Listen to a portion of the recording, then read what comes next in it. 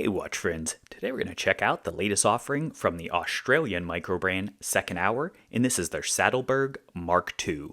In case you missed it, did previously feature the original Sattelberg, and I'll actually bring that in for a comparison later on in the video. As of time of publishing, this is already live on their website. I'll of course have a link down the video description. Do note there are a couple colors that are already sold out, however they're doing a full restock in November of 2024, so shortly after publishing this video. So with that out of the way, let's go ahead and dive straight in. We'll first knock out the basic specs, we'll get a detailed feel for what this is like to live with, as well as some comparison with the original and some other watches, and then wrap things up. First, the warranty is coming standard with 2-year warranty. The case, measured from roughly the 3 o'clock to 9 o'clock position, is coming in at 40.1 millimeters. The bezel steps down fairly significantly, coming in at 38.8 millimeters. The lugs are a strap change friendly 20 millimeters. The lug to lug is reasonably compact, 46.6 millimeters. The total thickness, I'm actually getting thinner than their stated spec, and it's only coming in at 10 millimeters, and that is inclusive of the crystal. The crystal itself is a flat sapphire crystal, which does feature, I believe, 6 layers of inner AR coating. As far as the movement, this is beating away with a Miyota 9015. For those who aren't familiar with it, they're great workhorse movements. It is going to be automatic, it has hacking, hand winding, it is higher beat at 28,800 beats per hour, 42-hour power reserve, all that kind of good stuff. Excellent movements, definitely one of my favorites. The water resistance is 100 meters or 10 atmospheres. As far as the weight, on this now included factory bracelet here, this is coming in at 132 grams, and I think it wears its weight very well. Definitely on the lighter side, so it's short of what I would call the middleweight, not a complete featherweight for it, but definitely wears very well. As far as the colors, this one is going to be available in 3 different color options. There's the copper we're looking at today, there's additionally a blue version, as well as a black version. What you're going to notice is these have an all-new layout to them compared to the original that we'll check out side by side. This is really going to lean more into the sector-type dial layout. In the center, you're going to notice that it does have a traditional sunburst application, and that gets you some nice light play. However, to keep with the field vibe and orientation, this, as you move out to the outer ring, is a matte finish there, so that's what the numerals are set up against, and that really does add to some contrast for legibility. As you move out further, you can see this one now has, first off, it does have numerals all the way around instead of the other configuration that we'll check out where it had arrows in between. But then as you move out to the perimeter, you can see this now actually features a rehot, whereas previously it was a flat dial. With that rehot, you can see it has a contrast color, so in this case you're looking at white against that copper, very significant contrast. Additionally though, with the hashes, you do have very pronounced hashes in your 5-minute increments. You'll notice that they do, in traditional second hour theming and layout at the 12, 4, and 8, have an accent color, and then otherwise you're just going to have black as far as your wide hashes, and then in between you still have very legible thin hashes as well. Shifting back to the dial, you can see there is printing at the 12 o'clock with their logo, as well as at the 6 o'clock position with the brand name, as well as automatic, and you can see the brand name again carries over that orange accent color that's specific to this particular one. Down at the 6 o'clock position, right above the numeral, which you don't lose the numeral here with the way they incorporated it, it does have a date window, just like the prior one did. However, with this, you can see it is now like a porthole or a circular date window, whereas previously that was like a framed rectangle for that. But again, we'll check that out. As far as the hardware itself, this features a similar style handset as the original one. It's what I would describe as being like a blunted sword. This is going to be full polish, and it does have nice faceting, so you get good light play as you move it around and see it in different conditions. And then as far as the second hand, this is a traditional, it has kind of like a pill for the counterbalance, but then it has a traditional arrow tip, and again, accent color tying in nicely with that orange theming that's carried throughout this. As far as the markers themselves, you're going to notice that these are, again, numerals all the way around. They are unframed with the exception of the 12 o'clock. That triangle 12 o'clock actually gives you, if you look on the edge, just a nice little kiss of orange that's subtly tucked there. It's easy to miss, but that's such a really cool accent. It's one that you start to actually wonder if it's kind of reflection or not, just because it has that little glint of orange coming out underneath, but it is actually incorporated into that really cool touch. Shifting over to the lume, this has BGW9 lume applied across the dial. So you're going to be looking at your markers as well as your numerals. You've got a nice glow all the way around from that. BGW9 is the solid application here. You get that nice bluish coloration with the actual lume effect at night. but most importantly for me at least, during the day you get that purity that comes with a BGW9 versus like a C3, where it has a nice white coloration, which again I think really ties in nicely with this style. As far as the bezel on this is a fixed construction. You're going to notice that it has a steep slope between the case and the crystal, and I really think that that helps not only to visually slim it out with some of the other touches that we'll check out, but I really think that that keeps with that field kind of vibe. They do want to dress it up a little bit though. As you can see, it has just a tiny little polished lip down at the bottom, and then otherwise your main surface for the slope is going to be a circular brushing working its way around there, and I think that all incorporates nicely. Shifting over to the case on this, as well as the bracelet and clasp, are going to be 316L stainless steel. But what's nice here though is they do actually include an even improved version of their hardened coating. Specifically, this is going to be 1200 Vickers of scratch resistance, and again, that's applied to all surfaces inclusive of the clasp. So that's excellent. That should really help this to stay looking new longer. Just like with the original one, you can see that it is very thin with the mid case, and I think it wears its thickness really well, which it's already very thin to begin with, but they do some nice visual accent touches. We already talked about with the bezel of having that slope to it, but additionally they have a pronounced undercut, so that for the mid case itself just really slims that out. Great touch there. Additionally, it does have kind of like a nice smooth arc and flow to that for the downturn, it's just a nice cohesive look. And then additionally, as far as the finishing, you can see they went with horizontal brushing, so front to rear on this for your main finish in the middle there, which again, I think helps to slim it out, especially when sandwiched in between that top polished chamfer as well as that more pronounced underside chamfer as well. So that's very nicely incorporated there too. The lugs, just like with the prior one, are going to be relatively thin and delicate, though I think they fit the case proportions well, especially with the incorporation with this bracelet that's now offered on the V2. I really think that just seamlessly ties together. It gives that nice balance between rugged as well as still having a bit of dressiness to it, and I think that's excellent.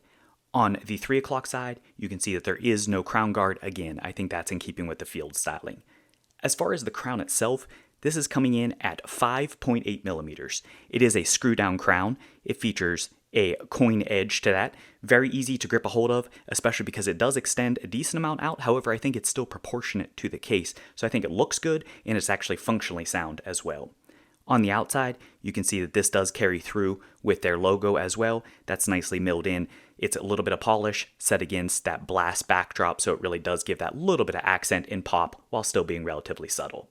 Shifting over to the case back for this is a screw-in construction. It features circular brushing all the way around it. It does have kind of like an outer like inlay lip for it, which is just an interesting little touch out towards the keyholes. And then the main thing you're going to notice is that this does feature clean text. It tells the story about Sattelberg with the location as well as the date and information there. So that's a nice touch as well. And then this is, just like the rest of the watch, is pretty thin for the case back too, so that helps to contribute to the overall thinness that this watch exhibits. As far as the bracelet, this now again comes standard with the bracelet that wasn't originally available with the first version at all with a bracelet option. This is from 20 millimeters at the lugs down to 18 millimeters at the clasp. The bracelet is very well incorporated in my opinion. It is a 7-link construction for this, but what they did was they really alternated between a polish on the exterior, then you've got brush on the face of the links, and then it alternates between polish and brushing all the way across the 7-link configuration. I think that again, just like with the rest of the watch, walks that line between sport and totally versus a dressier style leaning. So I think it makes it a good everyday kind of option. As far as the end link, this is of course going to be a fitted end link. It is a solid end link. But with this, you can see this is sort of a male. The reason why I say sort of male is because when you have these thin incorporations, I find functionally that this really has kind of the drop and stuff that you would get with a female. However, visually, I actually think it is a better look than having a truly articulating female end link. For that, this just looks a little more seamless, a little better incorporated in my opinion. As far as the retention, these are held in with screws. They're nice quality screws, as is true of other second hour, so it actually has the threads that are on the head itself and fairly large screws also. While it does come with a screwdriver in the travel pouch, I do recommend picking up a quality screwdriver just to have on hand, and I'll of course have one link down the video description. On the back, this does feature quick release spring bars, so if you decide you'd rather throw this on a strap, I believe they have a leather option, and then of course you can get a whole host of other aftermarket straps out there as well. That would be no problem doing so. As far as the articulation, with the 7-link construction as well as a relatively short link configuration, this has great articulation, great drape, very comfortable, nice radius on the inside. Really, absolutely nothing to complain about there. Just like with other second hour watches, this bracelet's excellent. As far as the clasp, this does feature a somewhat custom clasp here. We've seen others of this style, but they do have it customized for themselves. So you can see this is branded on the exterior. It is a traditional double pusher construction, principally going to be brushing, has a little bit of a blast backdrop for the logo and signature, and then some polish on the exterior. Again, it ties it in with the overall look. Once you push those double pushers, you can see there is a milled bridge on the inside. The best thing that with this is going to be that Christopher Ward or Zello style that we've seen on a variety of watches now, where it does have a toeless ratcheting micro adjust clasp. So again, because this is ratcheting, you can actually tighten it on wrist, but all you have to do is pull that lever and you can slide this out and get that extension on the fly. Definitely something that has become somewhat of a must for me. Really like that, especially on an everyday piece like this one is geared towards. Alright, so now you should have a much better feel for this watch, but let's check out some comps and see how this stacks up. First, naturally, like I said, I want to bring in a Sattelberg, the original Sattelberg I should say. So as you can see here, and as we've talked about, very different layout. You can see, full numerals versus having those arrows for your alternating. Additionally, this one has the rehaut, so you can see that kind of sloping in there, whereas this was just a flat dial. I do find that actually increases the presence. Of course, you're looking at white versus a darker color, but I do think the dial presence was greater on the original one.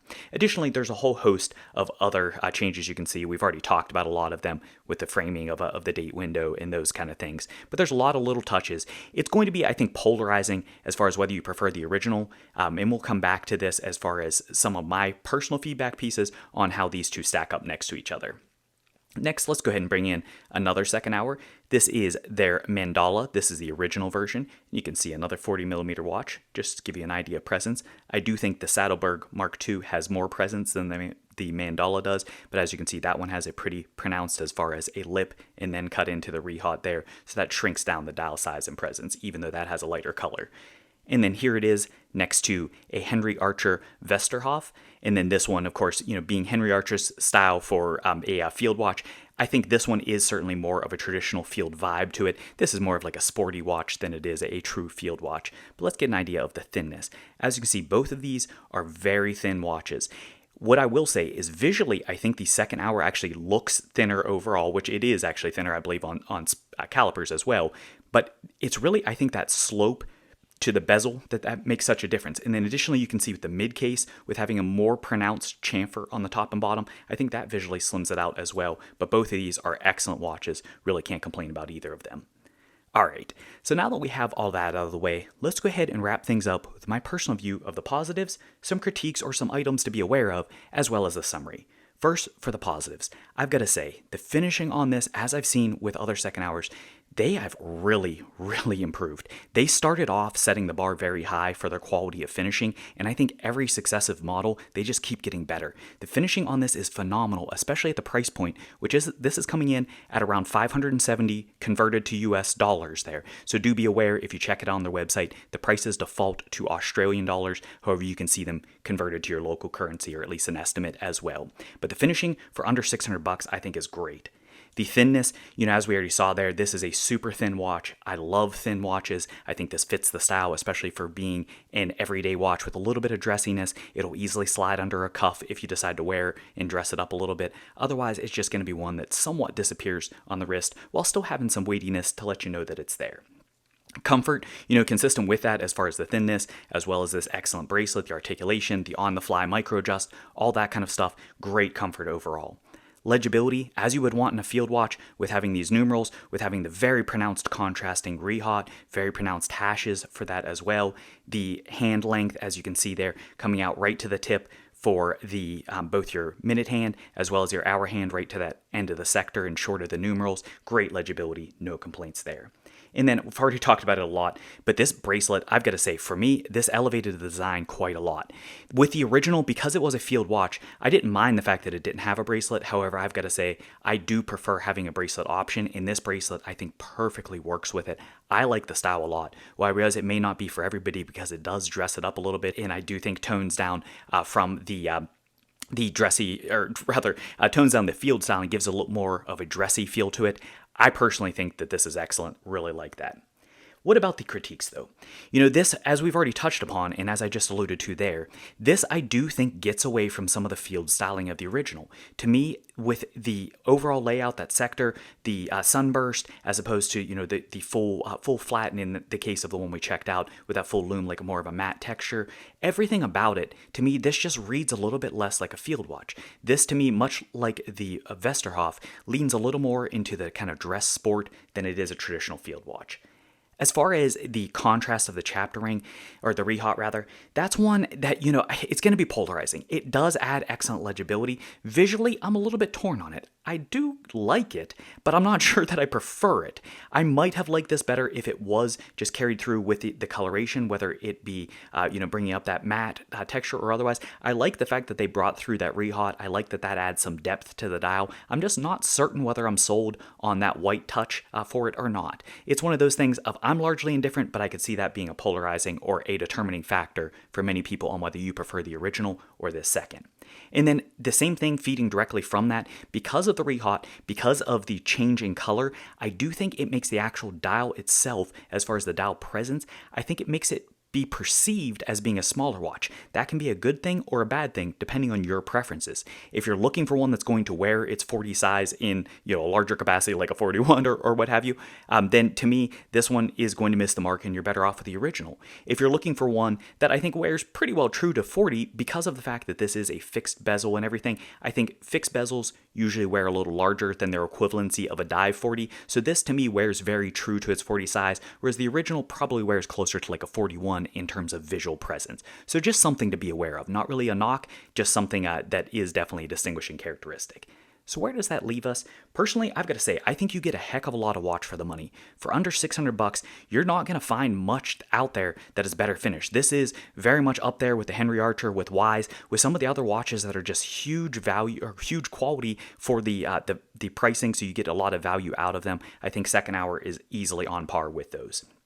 For me, this is about as good a finishing as you're going to get, again, comparable with those other ones. So if you do like the style, if you're in the market for a fieldish watch, definitely wouldn't hesitate to check this one out. So I hope this has been helpful for you. If you did enjoy it, do tap that like button. If you haven't already done so, what are you waiting for? Smash that subscribe button. Finally, drop me a comment. Let me know what you think. Which of these three colors do you like? Did you prefer the original? What do you think? Is it still a field watch, or has it leaned too much towards the dress or sporty style, or are you okay with that? Thanks for watching.